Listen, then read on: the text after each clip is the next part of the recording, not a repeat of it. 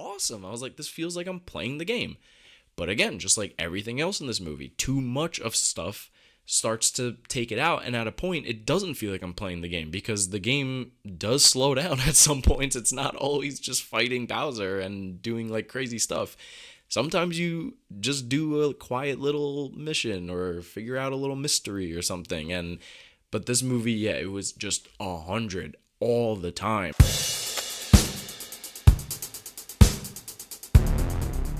Hello and welcome to X-Rated Films.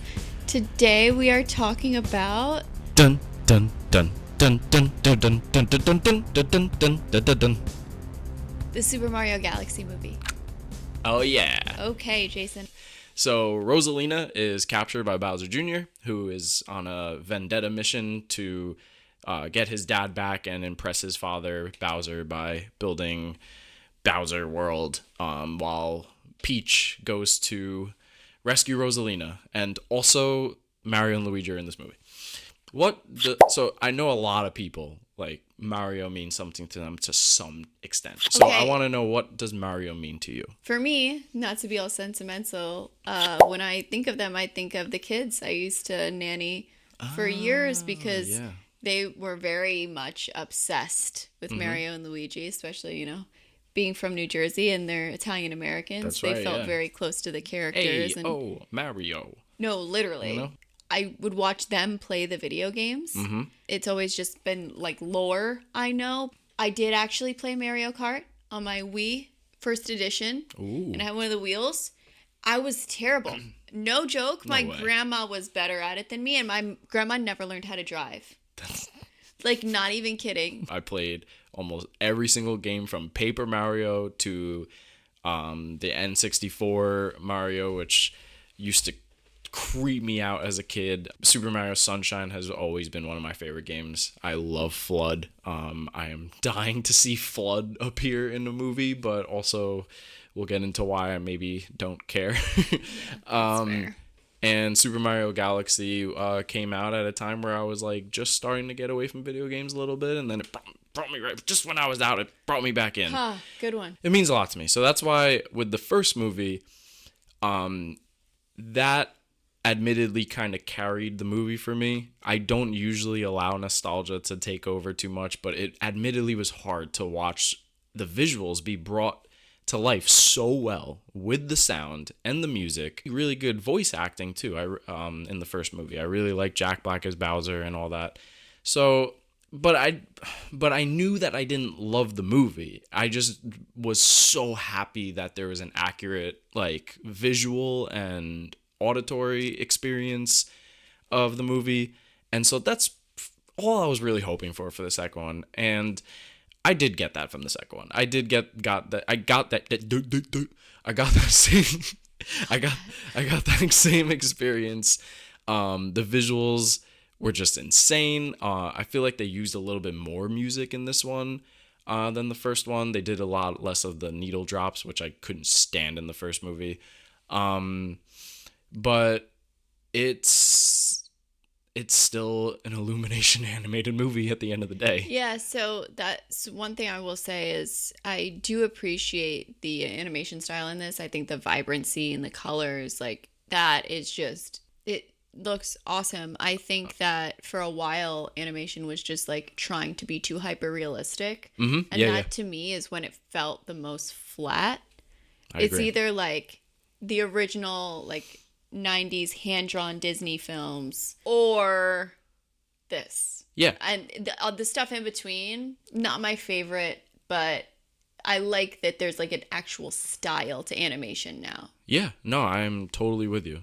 This movie looked incredible. Yes. Like, if we're gonna go with the good, the bad, the ugly, if we talk about the good, like, this movie looks insane. Yes. Like, it's so, like, just putting aside for just a moment, like, how accurate the visuals are to Mario games and stuff, in general, the color, the vibrancy, I'm going to get into some fun facts about the world and what they did in the animation. Yeah. It looks so good. And it sounds great. Like I said, in this movie, they definitely pulled more music from the video games and did a little bit less with the needle drops.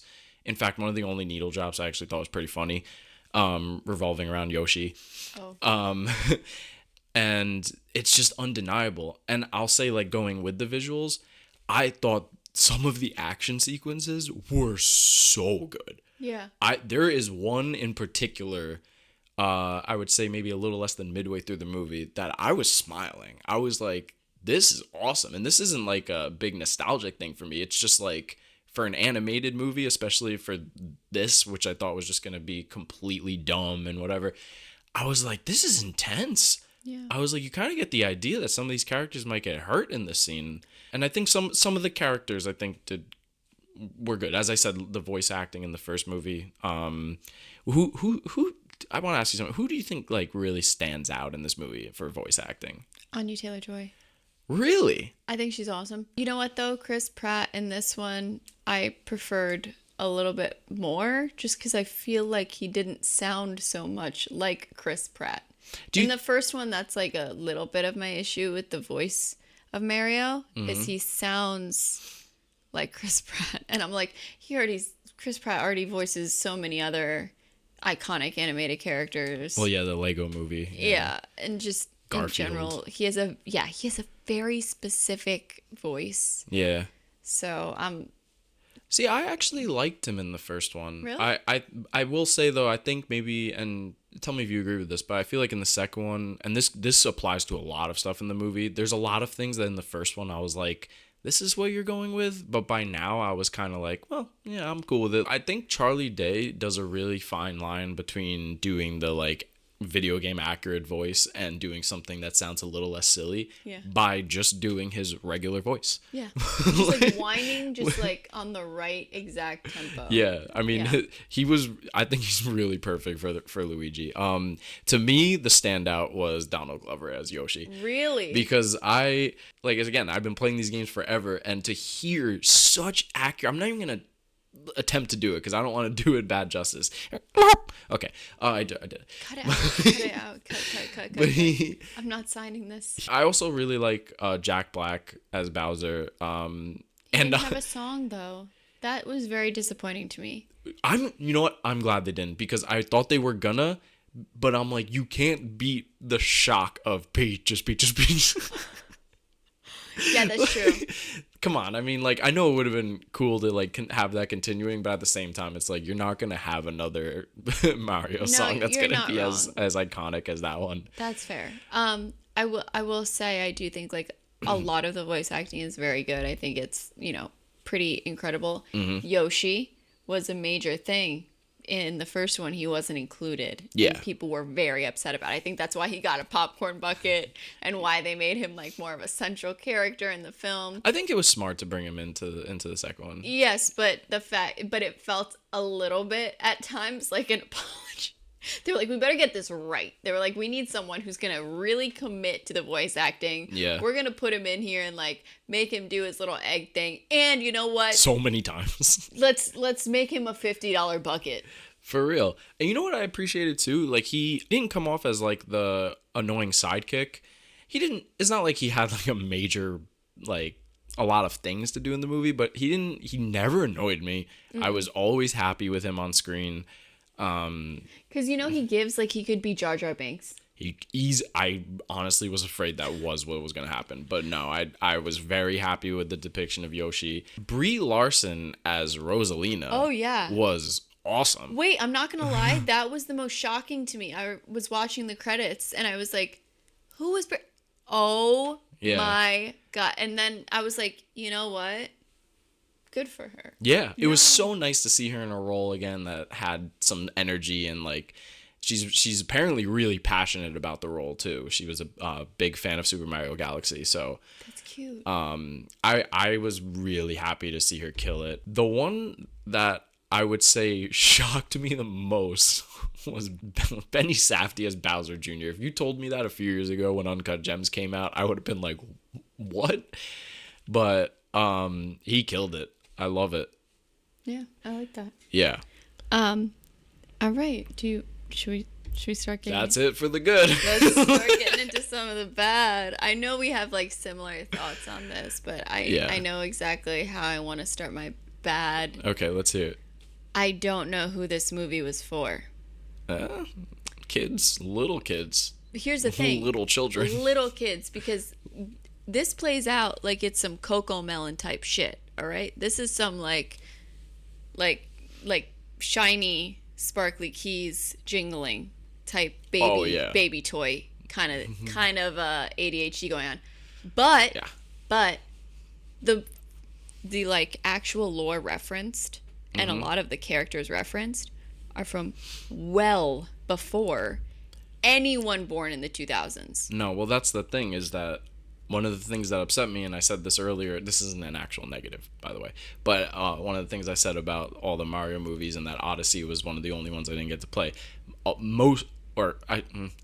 I'm not going to say most of the references because I don't want anyone to kill me, but a large portion of the references are Odyssey, which is the newer Mario game. So and I do think that was partially on purpose because they're aiming towards the younger crowd.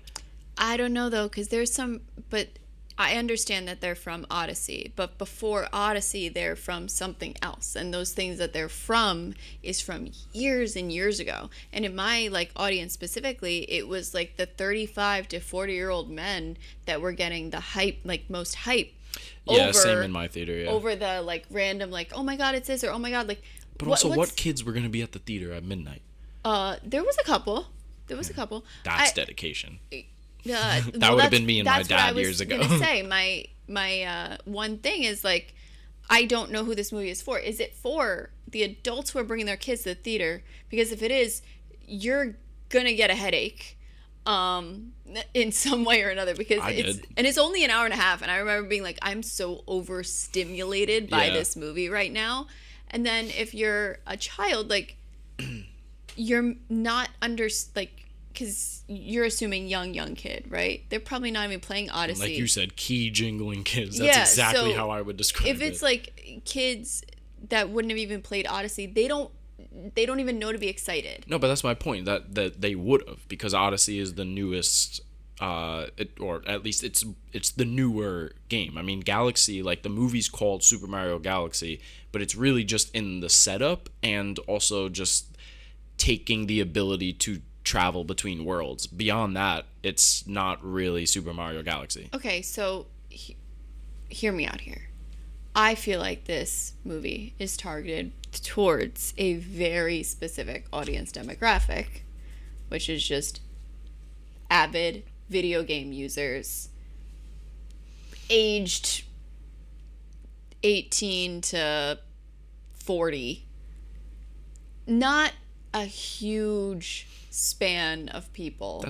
That's a massive well, very, like, okay, 18 to 40 is pretty big. Well, it's an age gap, it's for sure. Like 18 is like you know the lore of it, but 40 is like you live through the lore of it.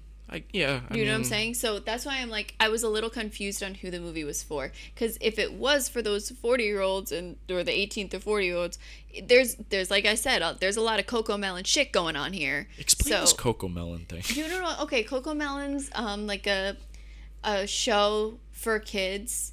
And it's literally just a baby repeating like words and words. Okay. And yeah. See, I thought you were giving me a new way of saying cocaine, because that's how I describe the movie, is just a cocaine-induced, well, there's that, like, rave.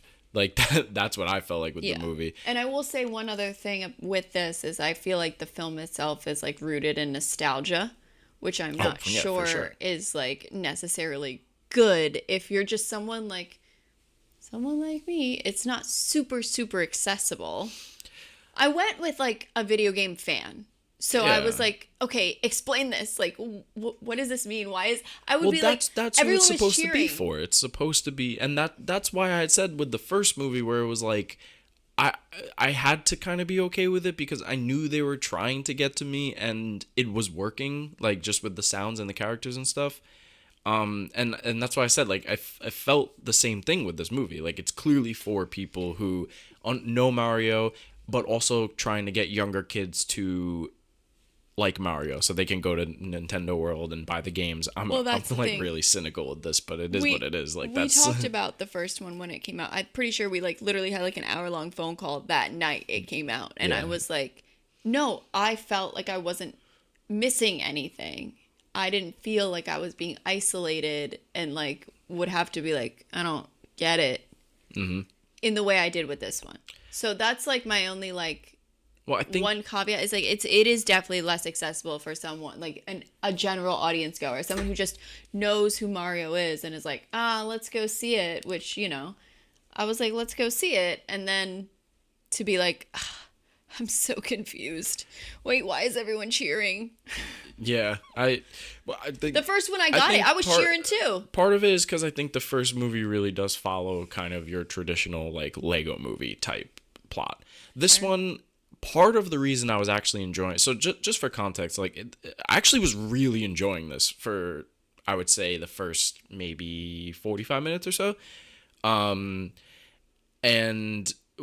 where it lost me, I know exactly the moment it lost me. I don't really want to say the exact scene because it's a Odyssey reference, so just in case people really want to like be surprised by the references.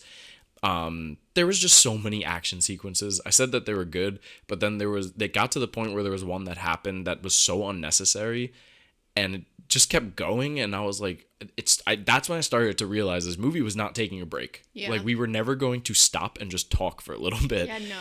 And from then on, it was just on and on and on, and then I just started getting so absolutely tired of it. But I totally forgot what I was saying, but anyway.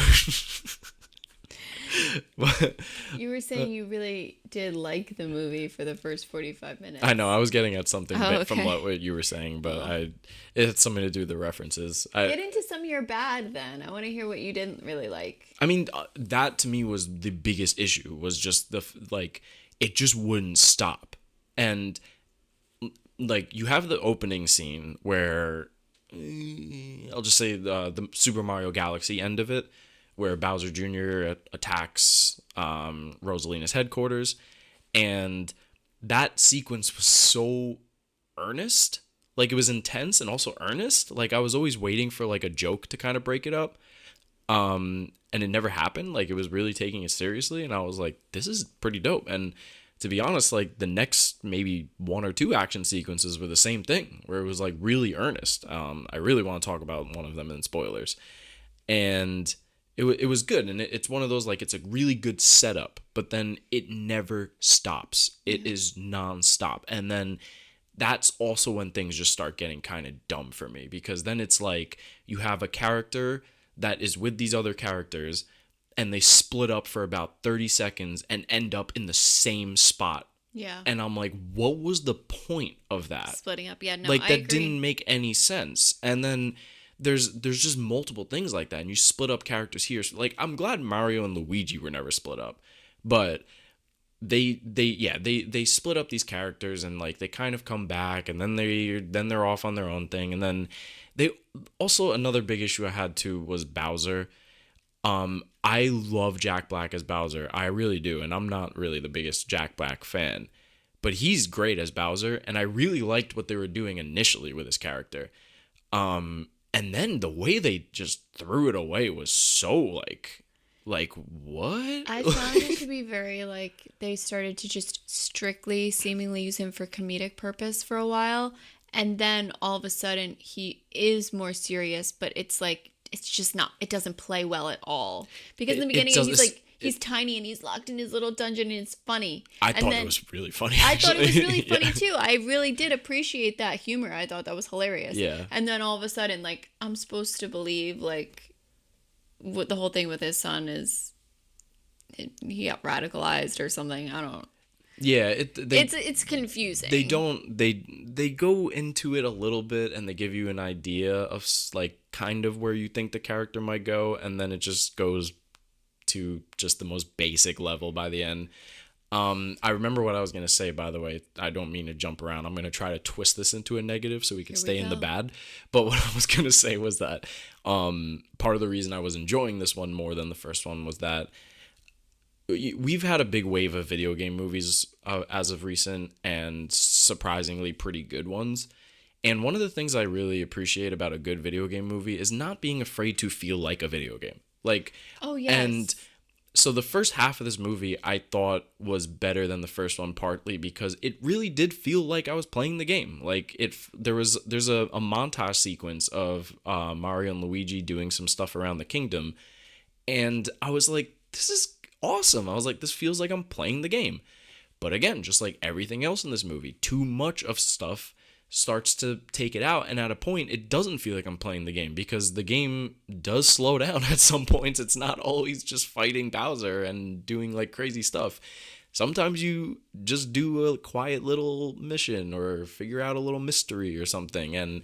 But this movie, yeah, it was just 100 all the time. And I know we saw it late, but it was, regardless, this movie was tiring. And it was dragging for it only being an hour and a half. It really was. There's a brief subplot that kind of reminded me of John Wick 4, where Peach has to go to this place.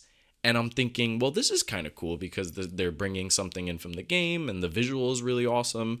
But it went nowhere. It went absolutely nowhere. And like, unlike what I'm referring to in John Wick 4, where it leads to the best sequence in the movie that then takes you into the next part of the movie.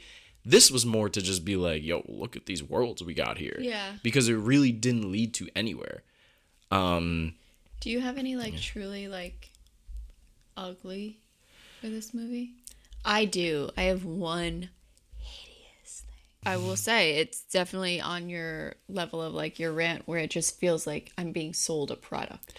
So this is my ugly moment in the movie. Well, besides the fact that the whole movie does feel like they're just trying to get me to go to Epic Universe in Orlando Studios, Florida.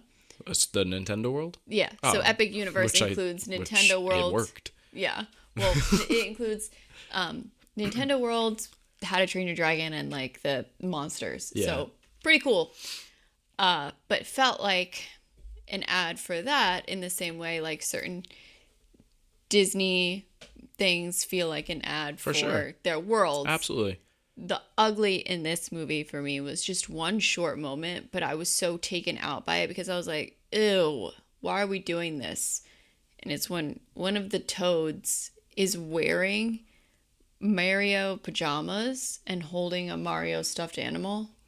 I thought that was pretty funny. Where I was like, really? Like, I was like, ew, like, you're, like, because you know now that that's going to be everywhere. And you know now, like, it's like, I want that. And that's the point of what they were doing. But, like, that just to me is, like, so icky. No, I agree. And listen, if you want to talk about icky, my ugly one, the sin, you might actually not agree with me because of what you said about this particular character, but I'll keep it light for 1 second. The Piantas from Super Mario Sunshine, I call them tree domes. That's what I called them as a kid. Those tree people. See, you don't even know. You won't even know that they're a major part of Mario lore because they pop up in the background in 2 moments. And they are the funniest sounding characters in the Mario universe. And the fact that you couldn't even give me a reference of the noise they make, I was just really upset. I was like, serious? All of these references that you're jamming down my throat and you couldn't just give me the sound? That's not a super serious one. I just wanted to keep it light because this one actually pissed me off.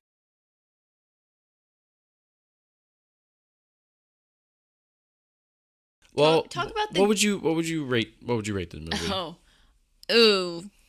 Let me pull up my ratings. Do you know what you're rating it? Yeah, I know what I would rate this. Go ahead. Because did anything actively piss me off in this movie? No. This movie was made for kids. I knew it going into it. And adults. And no one. It can only surprise me, and I will say for the first half, I was thoroughly entertained, and there honestly is 2 action sequences in the first half of the movie that I would gladly rewatch. I thought there were a lot of aspects of the movie that I liked better than the first one, but ultimately, it's an Illumination movie. How good could we really get when Illumination is making your animated movie? So I'm going to go a little bit on the high end of keep it casual. Because I could see people enjoying this movie. I could see especially if you watch the first one. If you like the first one, you're going to like this one. If you were a little hesitant like me with the first one, where you kind of were riding mostly on nostalgia, this movie's only going to take you so far. But it was entertaining enough for me to be like, look, I was not pissed off. It's just not for me. I'm going One Night Stand, which is a 2. Whoa. High end. I'm not upset. I don't, like you said, nothing like actively annoyed me. I don't know what could. I'm not a video game fan in the first place. But again, like it just felt a little less accessible than the first one for me. So that's why I was kind of like just struggling with the fact that I had to ask the person like I was with just to be like, I don't get it. Like, yeah. I don't understand what's going on. Which, I mean, if you do like video games and you do like Mario lore, all that, you'll get more out of this. But for someone like me, I didn't. And in the first one, I would rate higher because at least like I could enjoy it in some capacity where I didn't feel like there was just this big inside joke that I was left out on. That's fair. So it's not like it was really bad. I just think because of its like lack of accessibility for me, I can't, go much higher than 2. The 2 is like a high 2 though. It's all the voice acting is great. I think that the colors, the aesthetics are awesome. But am I ever going to rewatch it? I have zero desire to ever revisit this film. Yeah, it wouldn't be good for your ADHD. Hey. By the way, Mario was not on the Atari. Anyway. That's okay. It doesn't matter. I just wanted to figure some point in this podcast. I just wanted to let me just say one thing. My shirt's on brand and yours isn't. Hey, you got a point, all right. I got a cooler video game. Mine's console. Tony Stark, doesn't Mario Tony Stark, No, absolutely not. I grabbed the wrong shirt. Anyway, if you enjoyed this video, please check out our full episode on Spotify at X-Rated Films, where we get into all things spoiler-free, spoiler, our fun movie moments, our movie tattoo ideas, and movie matchmaker, all on Spotify. Thanks again for watching, and please subscribe.